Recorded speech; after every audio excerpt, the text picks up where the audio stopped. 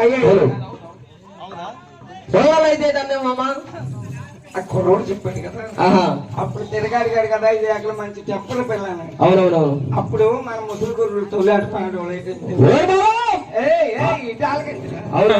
పిల్లకి చూశాడు పిల్లలు అన్నాడు కదా ఏటన్నాడు ఎక్కడ నాకండి గౌడ్ అయినట్రా ఆయన అన్నాడు. ఏమంటున్నాడు తెలుసా? ఏటంటున్నాడు? పిల్ల పిల్ల